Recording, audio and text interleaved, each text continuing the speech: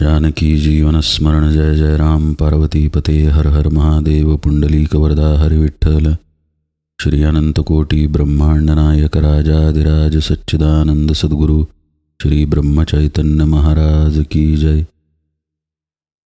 श्री महाराजांच्या सेवेमध्ये दासबोधाची उजळणी पाहताना जाणपण निरूपण या 9व्या दशकातील 4थ्या समासाचा हळूहळू शेवट आला. जाणपण किती महत्त्वाचं आहे हे समर्थ आपल्याला पटवून देत आहेत. म्हणून जाणणे नव्हे सामान्य अशी ओवी कालच्या निरूपणात शेवटी आपण पाहिली. समर्थ पहा, अज्ञानी कसा आहे आणि जाणता कसा आहे यातला फरक कसा समजावून सांगतायत. पदार्थ देखोन भूत भावी नेणते झडपोन प्राण ठेवी, मिथ्या आहे उठा ठेवी जाणते जाणती. ओवीचा शब्दशः अर्थ असा आहे की एखादी गोष्ट अंधारात पाहिली की भूत आहे असं वाटतं. त्याच भूतानं जर झपाटलं तर तो मनुष्य प्राणालाही मुकतो. जो जाणता आहे, ज्याला ज्ञान आहे त्या विषयातलं, त्याला कळतं की हे सगळं अज्ञानामुळे झालेलं आहे.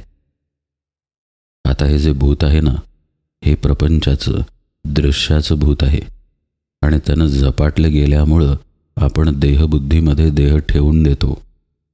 याला म्हणायचं भूतबाधा होऊन प्राणाला मुकणं. हे अज्ञानामुळं होतं, म्हणजे मी जीव मज बंधन या पद्धतीच्या भावामुळं होतं. समर्थ म्हणतायत जो जाणता आहे तो हे ओळखून असतो की हे अज्ञानामुळं घडतं, म्हणजे त्यातून तो सुटून जातो. आता भ्रमाचं उदाहरण इथं समर्थांनी अशासाठी दिलं कारण आपली देहबुद्धी हा वास्तविक भ्रमच आहे. झोप आलेली आहे आणि झोपेत स्वप्न पडलेलं आहे आणि स्वप्नामध्ये आपण दृश्याचा अनुभव घेत आहे. थोडं खोलात जाऊन आपण या विषयाकडे पाहूया. आपल्याला कोणताही अनुभव आला तरी तो आत्म्याच्या सत्तेवरती येतो. इथंपर्यंत तरी आपल्या सगळ्यांना आता निरूपणांमधून समजलं. समर्थांनी हे अनेक ठिकाणी सांगितलं आहे. म्हणजे आपण जागृतीमध्ये असू, निद्रेमध्ये असू किंवा स्वप्नामध्ये असू, आपण तिथे आहोत ही आपली जाणीव कुठेही जात नाही. आत्मा जसाच्या तसा स्थिर राहतो देहाच्या अवस्था बदलल्या तरी. तसंच आता साधकाच्या जीवनाकडं आणि त्याच्यातल्या देहबुद्धीकडं आपण या आत्मदृष्टीतून पाहूया. जेव्हा तो साधनेला बसत आहे तेव्हा देहबुद्धी आहे किंवा कमी प्रमाणात आहे. आता साधनेची बैठक दीर्घ होत आहे, तो ध्यानामध्ये नामामध्ये बुडून जात आहे, तेव्हा देहबुद्धीचा लय होत आहे. तो लय होत असताना सुद्धा आत्मा तिथे जसाच्या तसा आहेच. साधनेला बसायच्या आधीसुद्धा आत्मा जसाच्या तसाच आहे. समजा ध्यानाची बैठक संपली, साधक वृत्तींवरती आला, त्याच्या व्यवहारातली कामं तो करायला लागला, तरीही आत्मा आहे तसाच आहे. आत्म्यामध्ये या कुठल्याही अवस्थांमधून फरक पडलेला नाही.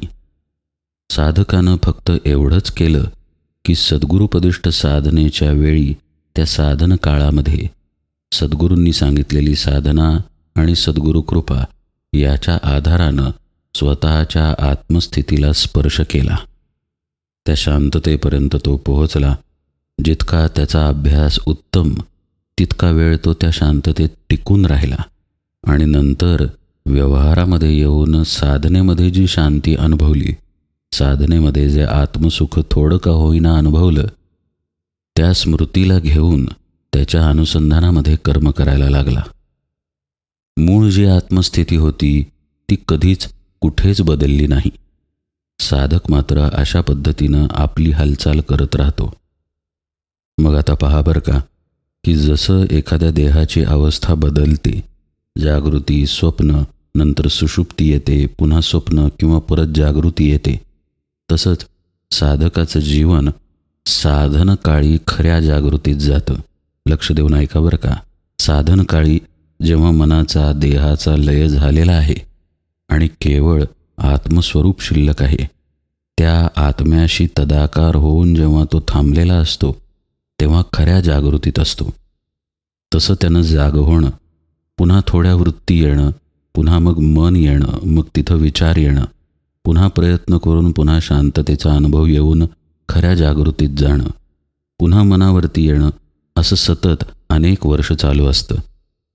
म्हणजे ही जागृती जी खरी आहे ती आपल्या आतच आहे.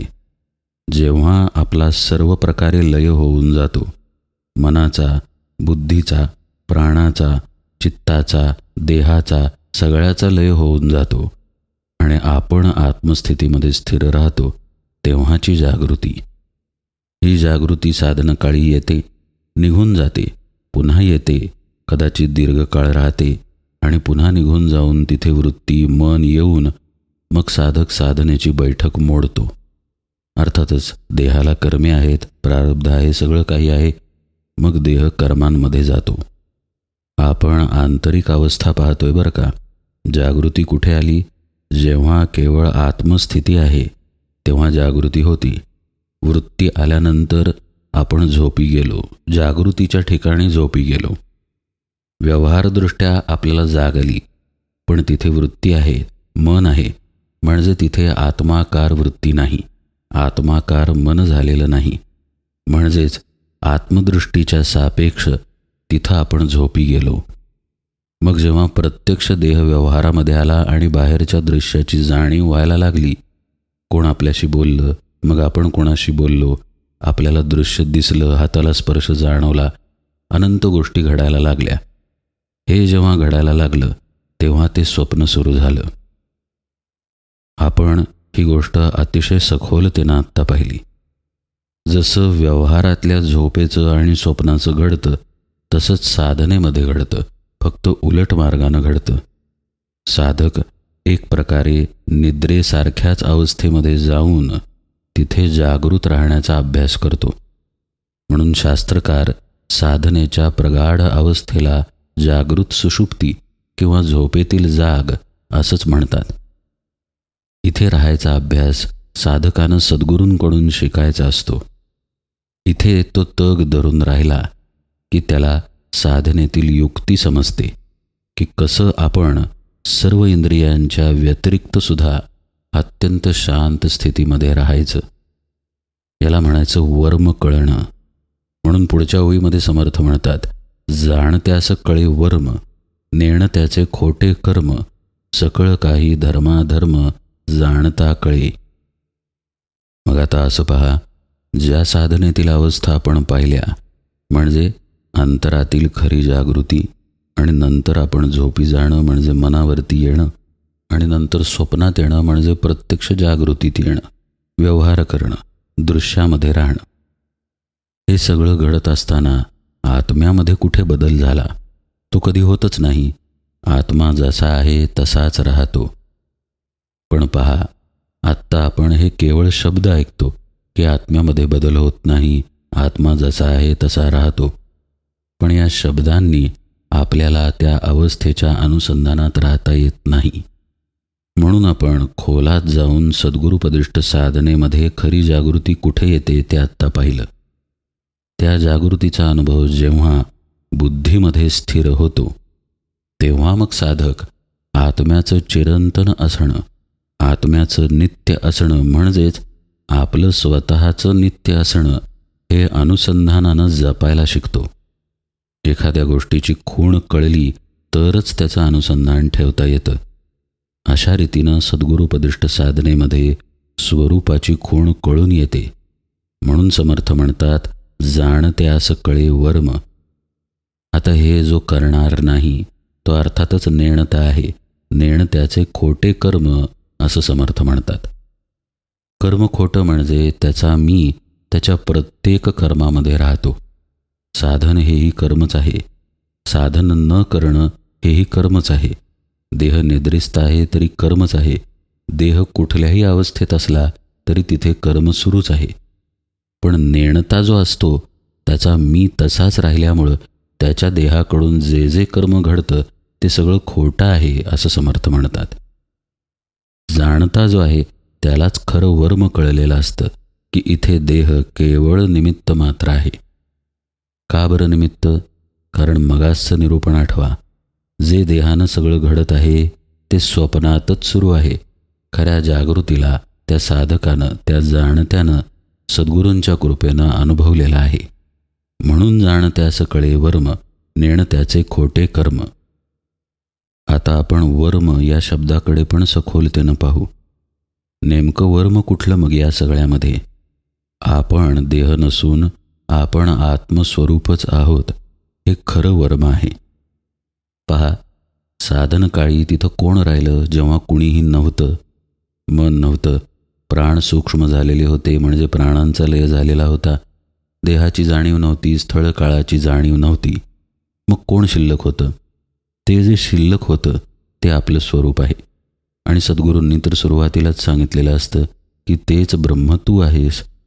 म्हणजे हे 6 अहम असणं, सोहम, हे जाण त्याचं वर्म आहे.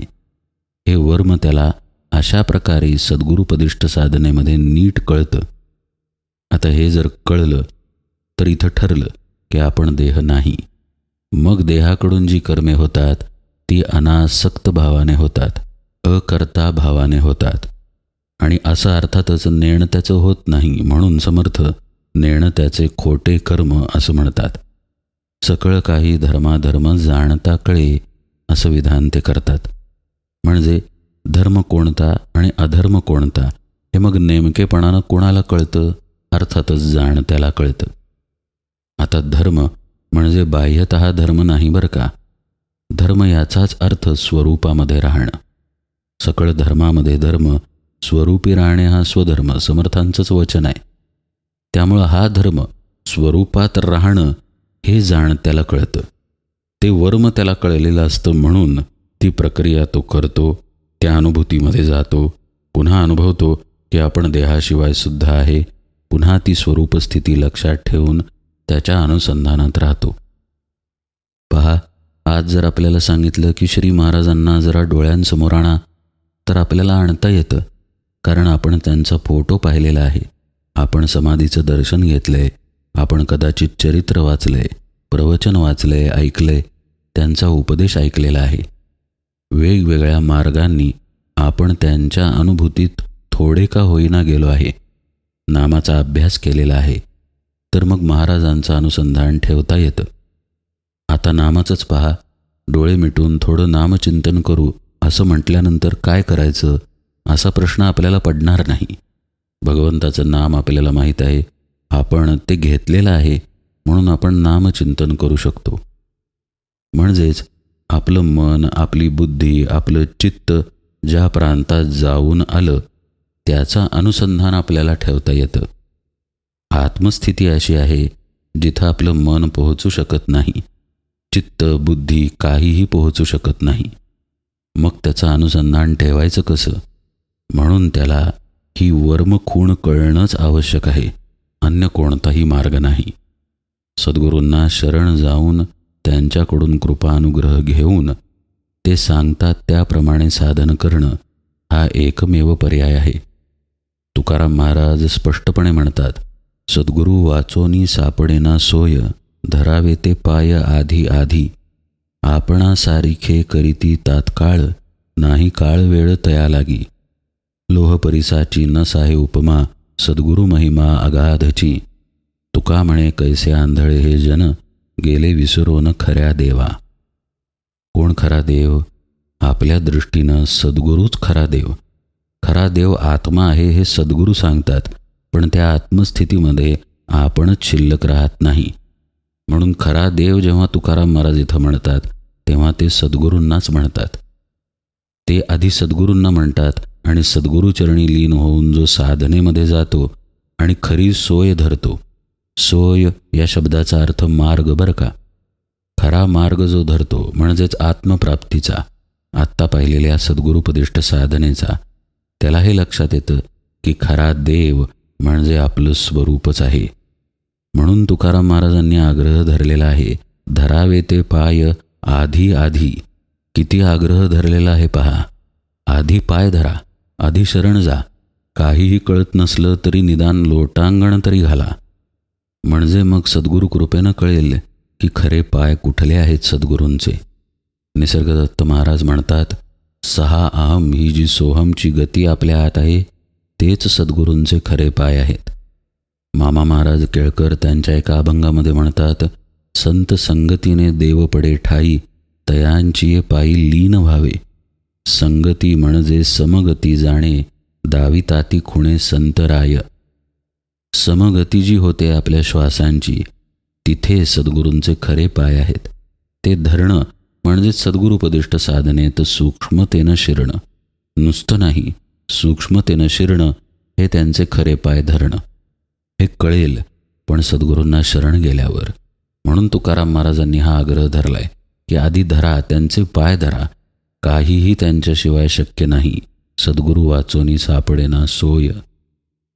मग असा जो परमार्थ करतो तो जाणत्याच्या स्थितीमध्ये जाणारच. मग सगळं काही त्याचं नीट घडतं. धर्माधर्म हे तो खऱ्या अर्थानं ओळखतो. नेणत्यास यमयातना, जाणत्यास काहीच लागेना. सकळ जाणून विवंचना करी तो मुक्त. पहा, सगळं काही करेल पण स्वतःला ओळखून जो करेल तो मुक्तच आहे.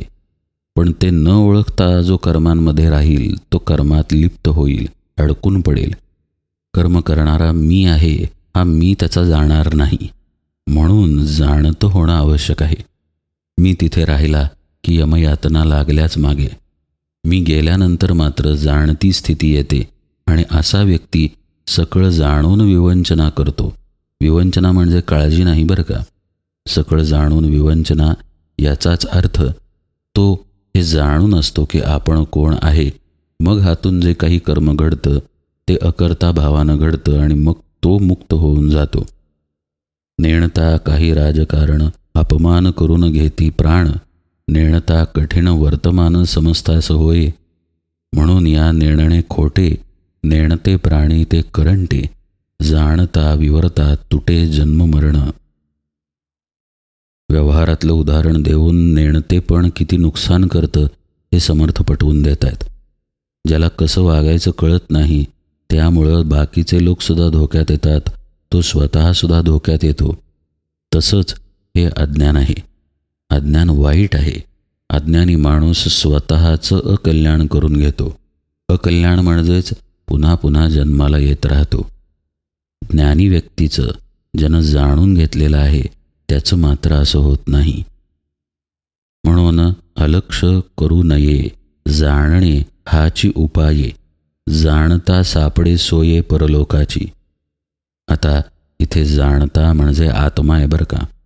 म्हणून अलक्ष करू नये म्हणजे समर्थ सांगतायत की या उपदेशाकडं दुर्लक्ष करू नका. या मार्गाकडं आपल्याला जाणत्याला जाणायचं आहे. खऱ्या जाणत्याला म्हणजेच आपल्या स्वरूपाला जाणायचं आहे. याकडे दुर्लक्ष करू नका. त्याला जाणणं हाच खरा सर्वोत्तम उपाय आहे. जाणता सापडे, एकदा तो सापडला म्हणजेच भगवंत, म्हणजेच आपली स्वरूप स्थिती सापडली की मग तिथेच परलोकाची सोय आहे. जाणता सापडे सोये परलोकाची. परलोक म्हणजे काय? इथे मोक्ष या दृष्टीनं परलोक म्हणतात समर्थ. इथंच त्याचं जन्ममरण संपेल जर त्यानं स्वतःला ओळखलं तर. जाणणे सकळास प्रमाण, मूर्खास वाटे अप्रमाण.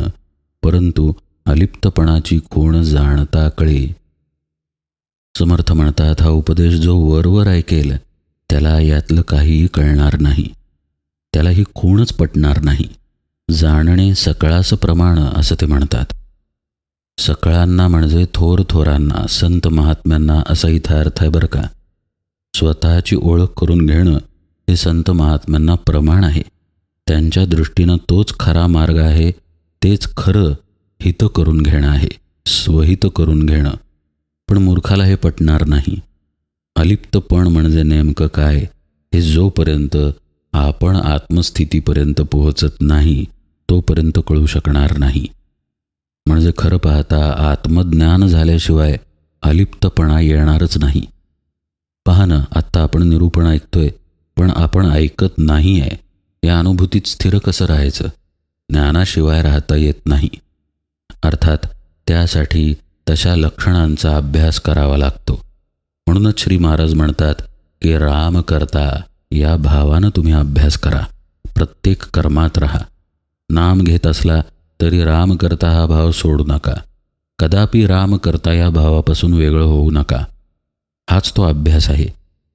समर्थ पुढे म्हणतात एक जाणणे करून परते, कोण सोडी प्राणिया ते, कोणी एक कार्य जे ते, जाटिल्या विण न कळे. ज्ञानाला जर बाजूला केलं तर जे जे कर्म होईल हातून ते ते अहम कर्तृत्व भावानंच होईल आणि मग आपल्याला कुणीही अज्ञानातून सोडवू शकणार नाही. पहा, कारण मगाशी पाहिल्याप्रमाणे आणि अनेक निरूपणांमध्ये पाहिल्याप्रमाणे कर्म अपरिहार्य आहे. त्यामुळं आपल्याला ओळखूनच आपल्याला कर्मांमध्ये राहावं लागेल. म्हणजेच ज्ञानदृष्टीतूनच कर्म करावी लागतील, तरच आपली सुटका होईल. जाणणे म्हणजे स्मरण, नेणणे म्हणजे विस्मरण. दोहीमध्ये कोण प्रमाण शहाणे जाणती. जाणणं म्हणजे काय आणि नेणणं म्हणजे काय हे समर्थांनी एका ओळीतच स्पष्ट केलं. स्मरण म्हणजे जाणणं आहे आणि विस्मरण म्हणजे नेणणं आहे. आता इतकं निरूपण श्रवण केल्यानंतर आपल्या लक्षात येईलच की स्वरूपाचं स्मरण जर असेल तर तिथंच जाणपण आहे आणि त्या विस्मरणात आपण असू म्हणजेच आपण देहभावावरती असू तर तेच नेणतेपण आहे. समर्थ म्हणतात, दोहीमध्ये कोण प्रमाण शहाणे जाणती. जो शहाणा आहे म्हणजे जो ज्ञानी आहे, ज्यानं हे जाणलं की आपण देह नाही, जो जाणत्याला जाणणारा झाला तो शहाणा. व्यवहारातला शहाणा नाही बरं का. असा जो खरा शहाणा आहे, आपल्या स्वतःला ओळखणारा, त्याला हे कळतं की या दोघांमध्ये, जाणतेपणामध्ये आणि नेणतेपणामध्ये कोण प्रमाण आहे. जाणते लोक ते शहाणे, नंतर त्यांनी शहाण्याची व्याख्या केलीच. जाणते लोक ते शहाणे, नेणते ते दैन्यवाणे, विज्ञान तेही जाणपणे कळो आले. अतिशय महत्त्वाची ओवी आहे ही. विज्ञान म्हणजे ज्ञान आणि अज्ञानाच्या पलीकडची स्थिती बरं का. समर्थ म्हणतात, ज्ञानी लोक ते खरे शहाणे आणि अज्ञानी लोक ते खरे वेडे. व्यवहारातलं ज्ञान अज्ञान नाही. ज्ञानी म्हणजे स्वतःला जाणणारे, अज्ञानी म्हणजे मी देह सत्य मानणारे, ते दैन्यवाणे. समर्थ म्हणतात, विज्ञान तेही जाणपणे कळो आले. जो स्वतःला ओळखतो त्यालाच विज्ञान दशा कळते. म्हणजे ज्ञानाच्या अवस्थेमध्ये गेलेलाच ती ज्ञानावस्था विसर्जित करून विज्ञानावस्थेमध्ये जातो. ज्ञानही नाही, अज्ञानही नाही. कारण ज्ञान कुणाचं घेणार. ज्ञान वेगळेपणानं घ्यायला कुणी तिथं नाहीच, म्हणून ती विज्ञानावस्था होते. समर्थ म्हणतात, जेथे जाणपण खुंटले तेथे बोलणेही तुटले, हेतू रहित झाले समाधान. अतिशय स्पष्ट आणि अलौकिक अशी ओवी आहे. आता इथं जाणपण खुंटलं, विज्ञान स्थितीबद्दल बोलतायत बरं का. जाणणारा वेगळेपणानं राहिला नाही. एखाद्याला आपण जाणलं म्हणजे पहा, तिथं वेगळेपण असतं. तशी ओळख आता स्वतःची उरलीच नाही. जो खरा जाणता आहे त्याच्याशी साधक, तो महात्मा तद्रूप होऊन गेला. तेथे बोलणेही तुटले. अर्थातच ही निःशब्द स्थिती आहे, अनुर्वाच्य स्थिती आहे. तिथं मन नाही म्हणून शब्द नाहीत ही तर गोष्ट आहेच आहे. पण प्रत्यक्ष अनुभवाशीच एकरूप झाल्यानंतर, म्हणजेच अनुभवरूपच झाल्यानंतर वेगळेपणानं सांगणारं कोण राहिलं. याच्यामध्ये रूप हा शब्द येतो खरा, म्हणजेच तद्रूप होणं किंवा आत्मरूप होणं वगैरे वगैरे. पण ही स्वरूपता मुक्ती नाही, ही सायुज्यता मुक्तीच आहे. एका जनार्दनी देखिले रूप, रूप पाहता झाले तद्रूप, असं नाथ महाराज म्हणतात भगवान गोपाळ कृष्णांच्या आरतीमध्ये. म्हणजे काय तर भगवंताची स्वरूपता मुक्ती मिळाली असं नाथ महाराज म्हणत नाहीत. सायुज्यतेचंच ते वर्णन करतात. शब्द मात्र रूप, तद्रूप असा वापरलेला आहे. तसं इथं विज्ञान स्थितीमध्ये साधक जाणपणाला मागं टाकून, बोलण्याला मागं टाकून हेतुरहित समाधानाच्या म्हणजेच आत्मसमाधानाच्या स्थितीमध्ये स्थिर राहतो. श्रोते म्हणती, हे प्रमाण झाले परमसमाधान, परिपिंड ब्रह्मांड ऐक्य लक्षण मज निरोपावे. ब्रह्मांडी तेची पिंडी असे, बहुत बोलती ऐसे, परंतु याचा प्रत्यय विलसे ऐसे केले पाहिजे. या उत्तरानं श्रोत्याचं समाधान झालं. श्रोता म्हणतोय की अगदी समाधान पावलो.